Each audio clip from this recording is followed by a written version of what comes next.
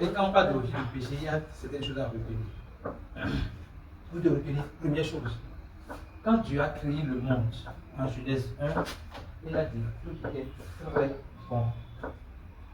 Ok? Genèse 1, vous allez verset de Genèse 1. Dieu considéra tout ce qu'il avait créé. Oui. C'était très bon. C'était très bon. Il y eut un soir, il y eut un matin, ce fut le 6e jour. Voilà. C'était très bon. Cela veut dire quoi? Quand Dieu dit, Dieu qualifie sa création de très bon, est-ce que dans très bon, on peut voir le péché et le mal? Est-ce qu'on peut voir le péché ou le mal? Répondez-moi s'il vous plaît. Non. Donc, quand Dieu dit c'est très bon, il n'y a pas le péché, il n'y a pas le mal. Ok?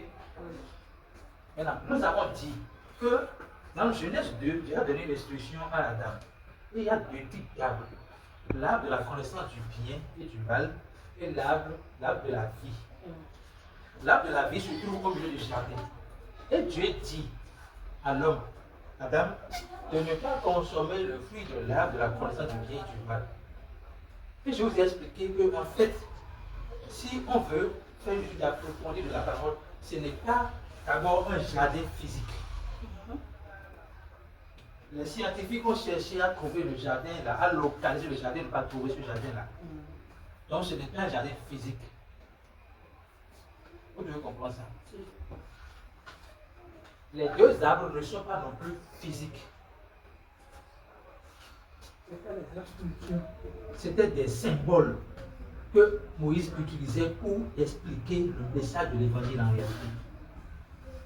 Moïse même n'était pas là quand Dieu créait le ciel et la terre. Mais comment il a eu les informations sur la création? Par vision. Et quand on parle de vision, nous faisons tous des rêves ici. Il y a des choses qu'on voit dans nos rêves qu'on ne sait pas ce que cela signifie. On essaie d'interpréter. Donc quand on parle de vision, il y a les symboles et il y a une manière d'interpréter les symboles. Donc lui a vu l'arbre de la vie. J'ai dit en réalité qu'en fait, il n'y a pas deux arbres au milieu du jardin. Il y a l'arbre de la vie au milieu du jardin. Maintenant, l'arbre de vie représente qui? Ça représente Jésus-Christ qui est la vie. Pourquoi c'est au milieu du jardin? Parce que dans la pensée de Dieu, dans le plan originel de Dieu, il voudrait que nous puissions mettre Christ au centre de notre vie. Et c'est cela qu'il essayait de faire comprendre à Adam. Lorsque tu rejettes l'arbre de vie, c'est que tu as accepté l'arbre de la connaissance du bien et du mal, qui n'était pas visible. Quand Moïse avait la vision, ce n'est pas qu'il a vu l'arbre de la vie et l'arbre de la connaissance du bien et du mal ensemble. Mais il voulait expliquer, si on rejette l'arbre de vie, qu'est-ce qu'on consomme? Parce que choisir l'arbre de vie, c'est choisir la vie. Ne pas choisir l'arbre de vie, c'est choisir quoi? C'est choisir la mort.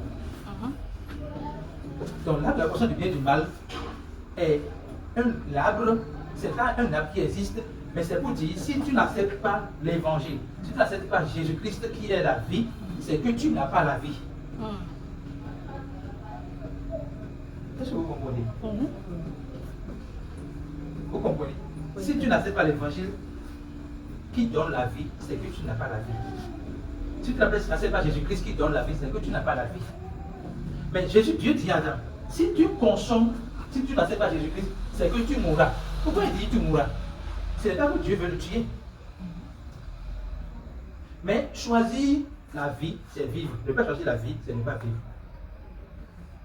Donc Adam a rejeté l'arbre de la vie. Comment il a rejeté? La parole vous savoir que le malin est venu sous la forme d'un serpent. Notez bien que c'est des images. Et il dit à Adam, à Ève plutôt, consommez l'arbre de la connaissance du bien et du mal. Ah non, Dieu nous a dit de consommer cela. Il dit non, c'est parce que Dieu sait que si vous consommez, vous serez comme lui. Oh, s'il consommait, il va se passer ce qu'on appelle la séparation avec Dieu. S'il consommait l'arbre de la vie, il y aura l'union avec Dieu. S'il ne consomme pas l'arbre de la vie, il y aura séparation avec Dieu. S'il n'accepte pas Jésus-Christ, il y aura séparation avec Dieu. S'il accepte Jésus-Christ, il y aura union avec Dieu. Et c'est dans l'union avec Dieu qui sont Dieu. Ce n'est pas dans la désunion. Alléluia. Amen.